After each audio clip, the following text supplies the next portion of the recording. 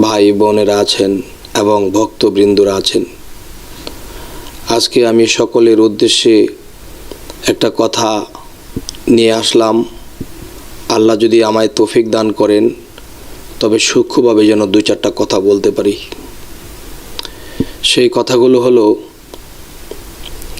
যেমন আমরা দেহের অজু যখন করি তখন অজু করতে গেলে দেখা গেছে যে হাত পা চোখ নাক কান পানি দ্বারা মাথা মুছেও করলাম, কানে পানি দিলাম, হাত পা ধুতো করলাম।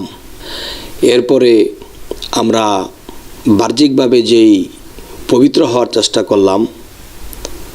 আর জগতে যারা শরীয়তের আইন কানুন মানতেছে, শরীয়তের নামাজ, শরীয়তের অজু করতেছে, কিন্তু কোরআন ও হাদিসের দিকে যদি লক্ষ্য করি, অলিয়া উলিয়াদের দিকে যদি লক্ষ্য করি, নবী রাসূলদের দিকে যদি লক্ষ্য করি, তাহলে একটা বিষয় যে শরীয়ত আছে, তরিকত আছে, হাকিকত আছে, মারেফত আছে।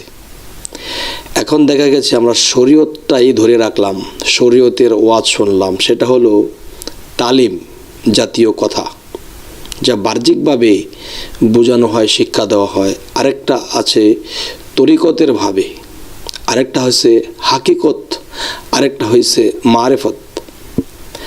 এখন দেখা গেছে আমার সর্ব অঙ্গের মধ্যে শ্রেষ্ঠ জায়গা চারটা: চোখ, কান, নাক, মুখ। এই চারটা জায়গা আমার শ্রেষ্ঠ। এখন শরীয়ত, তরিকত, হাকিকত ও মারিফত, এই চারটা বিষয় শ্রেষ্ঠ। এখন দেখা গেছে যে আমরা শরীয়তের অজু করতেছি, শরীয়তের নামাজ পড়তেছি, কিন্তু হাকিকত, তরিকত ও মারিফতের নামাজটা কোথায়? এখন যদি বলা হয় শরীয়ত করতে করতে করতে করতে আমাদের একদিন মারিফতের, হাকিকতের নামাজ হয়ে যাবে, তাহলে আমি বলবো যে শরীয়তের নামাজ পড়তে পড়তে পড়তে পড়তে মানুষ মরতে মরতে মরতে মরতে একদিন মরিয়াই যায়, কিন্তু হাকিকত, তরিকত ও মারিফতের যে আল্লাহর ইবাদত আছে সেগুলো আর করা হয় না। তাই আমি সেই বিষয়ে আজকে আমি কিছু ইঙ্গিত স্বরূপ কিছু কথা বলবো। যেমন যে আমরা মসজিদে গেলে যে অজুটা করি, তো মাথা মাসেহ করতে যাইয়া হাতের মধ্যে পানি ভিজাইয়া যখন আমরা মাথা মাসেহ করি, এতে কি করলাম? এতে বাহিরের অঙ্গ প্রত্যঙ্গগুলো আমরা পরিষ্কার করার চেষ্টা করলাম, কিন্তু ভিতরঙ্গ কি? আমার আত্মা, আমার দেহের ভিতরে আমার আত্মা বাস করে। সে আত্মা যদি পবিত্র না হয় তাহলে আমাদের কোনো ইবাদত হবে না। যেমন নামাজে বসলে আমরা চলে যাই দেশে বিদেশে, মায়ের কাছে, ঘরে বাড়িতে, দেশে চলে যাই। তাহলে আল্লাহ কোরআনে বলেছে তোমরা নামাজ এমনভাবে পড়ো, বা হাদিসে বলেছে যে তোমরা নামাজ এমনভাবে পড়ো তোমার সামনে আল্লাহ আছে, আল্লাহ তোমাকে দেখতেছে। তুমি দেখো বা না দেখো, আল্লাহ দেখতেছে। তা আল্লাহকে সামনে রাখিয়া আমরা দেশে গেলাম, আমার মাকে বললাম, মা আমি তো ঢাকা চাকরি করি, তোমাকে একটা গাভী কিনা দেব, তুমি দুধ বিক্রি করবা, চলবা, আর আমি ঢাকা চাকরি করব। তাহলে আমি যখন নামাজে দাঁড়াইলাম, তখন নামাজে দাঁড়াইয়া আমি চাকরি করতেছি, আমি মায়ের কাছে গেলাম, আমি গাভী কিনা দিলাম। তাহলে আল্লাহ ব্যতীত কাউকে ভাবা যাবে না, কাউকে কল্পনাও করা যাবে না, কারো নাম মুখে নেওয়া যাবে না। কিন্তু আমরা কি করতেছি? আজকে শরীয়তের যে বাহিরের অজুটা করতেছি, এই অজুতে আমাদের বাহিরের দেহটা পরিষ্কার হলেও আমাদের আত্মা পরিষ্কার হয় নাই। ওই আত্মার মধ্যে দুনিয়ার লোভ লালসা বিভিন্ন জিনিস লেগে থাকে, যার ফলে আমরা নামাজে দাঁড়াইলে আমরা নিজের স্থানে থাকি না, আমরা চলে যাই বিভিন্ন দিকে। তাহলে সেই নামাজে শিরকি হবে। আল্লাহ বলছে নামাজে দাঁড়াইয়া আমাকে যখন স্মরণ করা হয় তখন আর কাউকে কোনো কিচ্ছুকে মনে করা যাবে না, কারো নাম মুখে বলা যাবে না, কাউকে নিয়ে ভাবা যাবে না। যদি করা হয় তাহলে সেটা শিরকি হয়। শিরকি কি? যে আল্লাহর সাথে অন্য কাউকে শিরক করা, জড়িত করা। তখন অন্য গুনার মাপ আছে, কিন্তু শিরকি গুনার মাপ নাই। তাহলে আরেকটা বিষয় আমি বলবো, যেমন একটা পাগলকে পাগলের হালে চলে, খাওয়ার ঠিক নাই, ঘরের ঠিক নাই, বাড়ির ঠিক নাই, কাজকাম ঠিক নাই, ড্রেনের মধ্যে পইরা ঘুমায়, তার শরীরের মধ্যে ড্রেনের ময়লা লাগিয়ে আছে, এরপরে তার শরীরে পোকাচোকা উঠতেছে, আবার কখনো দেখা যায় সে ময়লার মধ্যে কোনো খাদ্য পাইলে সেগুলো খাইতেছে, যেগুলো আমরা শরীরে লাগলে আমরা সেই শরীরের জায়গাটা ধুতো করে ফেলাই, অথচ সেই ধরনের পচা জিনিসগুলো সে খাইতেছে।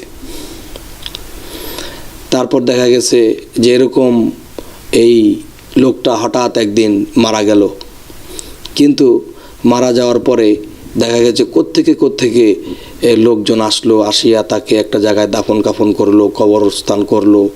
এই আস্তে আস্তে দেখা যায় এটা মাজারে পরিণত হইল। কিন্তু দেখা গেছে যে সে যখন এই মাজারে শাহিত হইল, মাজার রূপে গড়ে উঠল, তখন কিন্তু দেখা যায় মানুষ এখানে গিয়ে তার উসিলা করে আল্লাহর কাছে কিছু চায়, সন্তান চায়, বা একটা বিপদ আপদ হইলে তার রওজাতে বলার পরে দেখা যায় যে তার কাজগুলা হয়। তখন দিন দিন সেই মাজারটা উন্নত হইতেছে। এবং বেঁচে থাকতে দেখা গেছে এই লোকটাকে একজনে বরিশাল এক ড্রেনের মধ্যে বসে ময়লা ছয়লা খাইতেছে, কিন্তু এই লোকটাকে ওখানে রেখে যখন ওই ব্যক্তিটা ঢাকা আসলো, ঢাকা এসে দেখে ঢাকা একটা ড্রেনের মধ্যে বসে সে ময়লা টয়লা খাইতেছে। আবার হঠাৎ করে একজন বলতেছে যে ভাই, বরিশাল যে লোকটা দেখে আসছিলাম, হ্যাঁ উনি তো এখানেও আছে।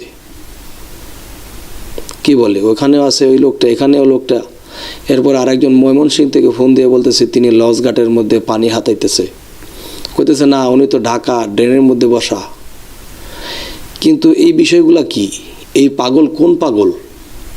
একটা হচ্ছে দুনিয়ার পাগল, একটা হচ্ছে মেন্টাল পাগল, আর একটা হচ্ছে আল্লাহর পাগল।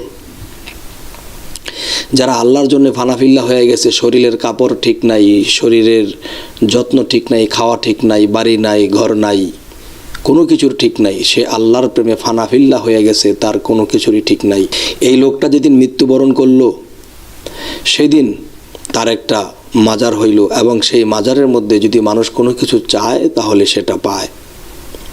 দিন দিন তার মাজার উজ্জ্বল হইতেছে। তার মানে বোঝা গেল পৃথিবীতে সে যতদিন বাঁচিয়া ছিল সে কোনো দুনিয়ার লোভ লালসায় ছিল না, শুধু তার ধ্যানেই থাকতো। বোঝা গেল যে তিনি আল্লাহর কামেল ছিল। আর না হয়তো মাজারের মধ্যে গিয়া যখন মানুষ কিছু চায় এবং তার উসিলা করে পায়, 12 বছর ধরে সন্তান হয় না, সেখানে যখন আরজি করলো, হে আল্লাহর ওলি, তোমাকে বিশ্বাস করেছি, তুমি আল্লাহর ওলি, তোমার উসিলায় যেন আল্লাহ আমাকে একটা সন্তান দেয়। ঠিকই 12 বছর ধরে যার সন্তান হয় না, এই সন্তান পাইলেন, তো দিন দিন দেখা গেছে এই মাজারের উন্নয়ন হতে থাকে, মানুষ ভিড় আসতে থাকে, উপকার পাইতে থাকে। তাহলে একটা ওলি আউলিয়া পৃথিবীতে বেঁচে থাকতেও মানুষের উপকার করতে পারে এবং মৃত্যুর পরেও উপকার করে। আর সেই উপকারটা আল্লাহই করতেছে, কিন্তু তার উসিলা ধরে কেন করে? যে সেই কাজ তিনি করে গেছেন। আরেকটা বিষয় হলো যে আমরা বাহ্যিকভাবে যে অজু গোসল করি, আরে একটু ময়লা লাগলে বা একটু ধুলামালি লাগলে আমরা অজু করি, নামাজ পড়ি এবং গোসল করি। তা আমার কথা হলো, আমরা একক তো নামাজ বাদ দিলাম না, আমরা অজু গোসল বাদ দিলাম না, যতটুকু পবিত্র থাকছি, কিন্তু আমাদের ঠিকানা হলো কোথায়? কবরে। কবরে আমাদের ঠিকানা হলো। যদি আজিমপুরে দেখা গেছে ভাগ্যক্রমে আজিমপুরে পড়ে গেল, তখন দেখা গেছে কিছুদিন পর পর এই কবরকে যখন ছালা দেয়, তখন আমার হাড্ডি গুড্ডিও থাকে না। তাহলে কবরের মধ্যে জান্নাত করে দেবে আল্লাহ। এই যে কথাগুলো বলা হয় কবরের মধ্যে জান্নাত করে দেহ, কবর কত প্রকার, কোন কবরের কথা বলা হয়েছে জান্নাত, এটা কিন্তু কেউ বলে না। আমি অন্য ভিডিওতে এই কথাগুলো বলেছি ইনশাল্লাহ। তাহলে যারা 5 ওয়াক্ত নামাজ পড়তে গিয়ে 5 বার উঁচু করেছেন, 5 ওয়াক্ত নামাজের পাশাপাশি গোসলের প্রয়োজন হলে গোসল করছে, কিন্তু এত পবিত্র থাকার পরেও ঠিকানা হলো কোথায়? কবরে। অনেক কবরে দেখা গেছে কবর খুঁড়িয়া শিয়ালে লাশ নিয়ে গেছে। তাহলে সারা জীবন ইবাদত করে অজু করে কি হলো? শিয়ালের খাদ্য হয়ে গেল। কিন্তু কেন? ওই যে ব্যক্তিটা ড্রেনের মধ্যে পড়ে থাকতো, সে তো অজু গোসলের কোনো কিছু খবর নাই, আল্লাহকে ডাকেও নাই, বা তাকে পাগলামি করতে দেখা গেছে, কিন্তু সে তার মাজার হইল, তার উসিলায় কিছু চাইলে আল্লাহ দেয়। ব্যাপার কি? এই বিষয়টা কি? তাহলে বোঝা গেল ওই লোকটা অবশ্যই কোনোদিন শরীয়তের পালন করত। শরীয়ত করতে করতে করতে করতে তরিকতে গেলেন এবং তরিকতে গিয়ে একজন মুর্শিদ ধরলেন এবং মুর্শিদ ধরার পরে তিনি যখন হাকিকতের দেশে চলে গেলেন, ওই হাকিকতের দেশে যাওয়ার পরে তিনি যখন মারিফতের দেশে চলে গেলেন, তখন সবই দেখে তা না না না, আসলে আমরা সেই দেশে যখন একটা পাগল যখন পৌঁছায় যায়, তখন তার পাগলের হাল আসিয়া যায়, দুনিয়ার কোনো খেয়াল থাকে না, আল্লাহর প্রেমে ফানাফিল্লা হয়ে যায়। সে কি গোসল করছে, সে কি খাইছে, সে কি তার সংসার আছে, কিছু মনে নাই। তাহলে তিনি দিওয়ানা হয়ে গেছে। দিওয়ানা যিনি হইল তিনি তো মজনু, আর মজনুকেই তো পাগল বলা হয়। তাই আমি বলবো, এই পৃথিবীতে আমরা শরীয়তের অজু শিখেছি, শরীয়তের নামাজ শিখেছি, তরিকত হাকিকত মারিফতের অজু শিখলাম না, তরিকত হাকিকত মারিফতের নামাজ শিখলাম না, তরিকত হাকিকতের রোজা শিখলাম না। তাহলে আমার দেহের মধ্যে যদি 4টা জায়গা শ্রেষ্ঠ হয়ে থাকে, চোখ, কান, নাক, মুখ, তাহলে আমরা শুধু মুখেরটা করে যাচ্ছি, আরও 3টা তো ব্যবহার করতেছি, 3টা কাজ তো করতেছি না। তাহলে ড্রেনের মধ্যে থাকার পরেও মানুষটা পবিত্র। তার কি পবিত্র? তার আত্মা পবিত্র। আর সেই আত্মা কি কখনো পানি দিয়ে ধোয়া যায়? আমি যদি পাপ করি, পাপের ময়লা যদি আমার আত্মায় লেগে থাকে, তাহলে কি পানি দ্বারা কি সেই আত্মার ময়লা দূর হবে? দূর হবে না। এই আত্মার অজু করতে হলে সেই অজুটা কি দিয়ে করতে হবে? দেহের অজু যদি পানি দ্বারা হয়, তাহলে আত্মার অজু কি দিয়া করা হয়? যদি বলা হয় জিকির, না, জিকির হলো আত্মার খাদ্য। আমরা কি ভাত মাছ দিয়ে অজু করি? না। তাহলে আত্মার খাদ্য যদি জিকির হয়, তাহলে আত্মার অজু কি দ্বারা? আত্মার অজু কি দ্বারা? হে সমস্ত মুসল্লিগণ, হে সমস্ত তরিকতের ভাই ও বোন বন্ধুরা, আপনাদের কাছে এটা আমার জানার রইল। যদি বলা হয় আত্মার অজু কি দিয়ে হয়, পবিত্র কি দিয়ে হয়, যে জিকির দ্বারা, না, জিকির আত্মার খাদ্য। আর আত্মার অজু কি দ্বারা, আত্মার পবিত্রতা কি দ্বারা, এটুক আপনাদের কাছে আমার জানার রইল। যদি কেউ বলতে পারেন জানেন, তাহলে আমার এটা জানা হলো। আর যদি মনে করেন যে না, এটা তো আমাদের জানা নেই, তাহলে আসুন আপনাদের সাথে এক হয়ে এটা জানার চেষ্টা করব ইনশাল্লাহ। কারণ মানুষ মৃত্যুবরণ করলে মানুষের সাজা হবে আত্মার, দেহের হবে না। আর এই দেহটাকে 5 ওয়াক্ত 5 বার আমরা ধৌত করতেছি পানি দ্বারা, কিন্তু আমরা আত্মার অজু করতেছি না। এই আত্মার অজু কি দ্বারা, এই বিষয়টা আমরা বের করব। আর যদি কারো জানা থাকে তাহলে আমাকে জানাবেন ইনশাল্লাহ। আজ মূল উদ্দেশ্য হলো, এই পৃথিবীতে কোনো পাগল ফকির বা কাউকে আমরা ছোট চোখে দেখব না। কেননা পাগল 3টা ভাগে। একটা পাগল দুনিয়ার পাগল, সয় সম্পদের পাগল। আরেকটা পাগল হলো মেন্টাল, যার মাথার মধ্যে কোনো জ্ঞান বুদ্ধি কোনো কিছু নেই, সে স্মৃতিহারা হয়ে গেছে। আরেকটা পাগল, তিনি হলো আল্লাহর পাগল, আল্লাহর প্রেমে ফানাফিল্লা হয়ে গেছে, তার দুনিয়াদারি আর কোনো কিছুই খেয়াল নাই। তাহলে বোঝা গেল কি, ড্রেনের মধ্যে পড়ে থাকলে কি হবে? তিনি তো আত্মার পবিত্রতা ঘটাইছেন, তখন সেই পবিত্র আত্মায় আল্লাহ আসেন, আল্লাহ আসন বানান সেই পবিত্র আত্মার মধ্যে এসে। আজকে আমরা পবিত্র আত্মা করতে পারি না বিদায় আল্লাহর মেরাজ হয় না। যেমন নবীর সাথে আল্লাহ কথা দিয়েছিল, হে দোস্ত তুমি কাঁদো কেন? যে হে আল্লাহ, আমি আপনার সাথে সাক্ষাৎ করেছি, আপনাকে দেখেছি, আপনার সাথে মেরাজ করেছি, কিন্তু আপনাকে তো আমার উম্মত কখনো দেখবে না। হে মোহাম্মদ, আপনি চিন্তা করেন কেন? 5 ওয়াক্ত নামাজে আপনার উম্মতেরা আমাকে 5 বার দেখবে। তো 5 ওয়াক্ত নামাজে 5 বার দেখার কথা বলা হয়েছে। এখন দেখা গেছে যে 50 বছর ইবাদত করার পরেও একজন মুসল্লি বলে আল্লাহ নিরাকার, আল্লাহ দেখা যায় না। নবীর সাথে আল্লাহ, হাদিস অনুসারে নবীর সাথে আল্লাহ কথা দিছে যে তোমার উম্মত আমাকে 5 ওয়াক্ত আমাকে 5 বার দেখবে। আর সে জায়গায় 50 বছর নামাজ পড়ে বুকে হাত দিয়ে বলতে পারবে না আমি আল্লাহর মেরাজ করেছি, আল্লাহকে আমি দেখেছি। কারণ শুধু যারা দেহের উজু করবে পানি দ্বারা তারা কখনোই আল্লাহর মেরাজ ঘটাইতে পারবে না। কারণ ভিতরে যদি আত্মা নাপাক থাকে, সেই আত্মার অজু না হয়, তাহলে আল্লাহ কখনো এখানে আসবে না। কারণ আমি যদি কোনো মাওলানা সাহেবকে দাওয়াত করি, আপনাকে দাওয়াত করা হইলো বাড়িতে, এখন যেখানে বৈশা আমি তাকে মিলাদের জন্য দাওয়াত করছি, এখন মিলাদ পড়াবো, এখন এই যেখানে বসাবো এখানে দেখা গেছে ময়লা আবর্জনা, মুরগির পায়খানা, বিভিন্ন ময়লা চয়লা দিয়া ভরে রাখছি, এখানে কি মাওলানা সাহেব এসে বসবে? বলবে যে না, এখানে বসা সমস্যা, এখানে বসা যাবে না, ময়লা।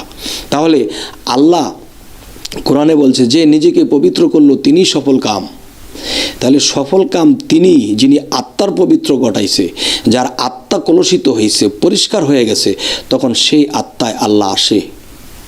তাহলে আমার এই দেহঘরের মধ্যে আত্মা, আর সেই আত্মার সাথে আল্লাহ মিশবে, আসবে, আমার কালবের মধ্যে বসবে কিভাবে? যদি আমি আমার কাল্বকে জিন্দা না করি, আমার কাল্বকে পরিষ্কার না করি, আমার আত্মাকে পরিষ্কার না করি। তাহলে আজকের কথাগুলো এটাই যে নিজেকে পবিত্র করলো সে সফল কাম। আর সেই পবিত্রটা কি? আমার আত্মার পবিত্র। আর সেই আত্মার অজু কি? সে আত্মা পবিত্র কি দিয়া করতে হয়? যদি বলা হয় জিকির, না, জিকির আত্মার খাদ্য। তাহলে আত্মার অজু কি দ্বারা? যদি আল্লাহ আমার ভাগ্যে নসিবে রাখে, তাহলে হয়তো আমি কারো কাছ থেকে এটা জানতে পারবো যে আত্মার অজু এটা দিয়ে। আর যদি কেউ মনে করেন যে আমরা তো জানি না, তাহলে ইনশাল্লাহ আমরা একাত্র হব, একাত্র হয়ে আমি সহকারে এটার তল্লাশ করে বের করব। আর যদি বলা হয় আপনি না জেনে কি এইসব কথা বলতেছেন, যে হয়তো কিছু জানি কিন্তু কিছুটা তো বলা সম্ভব না, পুরোটা না জেনে কিভাবে বলি, তাই আমরা একাত্র হব। যদি কারো মনে চায় যে একাত্র হয়ে আমরা এই বিষয়টা বের করব ইনশাল্লাহ। আজকে এই বলেই রাখছি। সকলেই ভালো থাকবেন। আল্লাহ হাফেজ।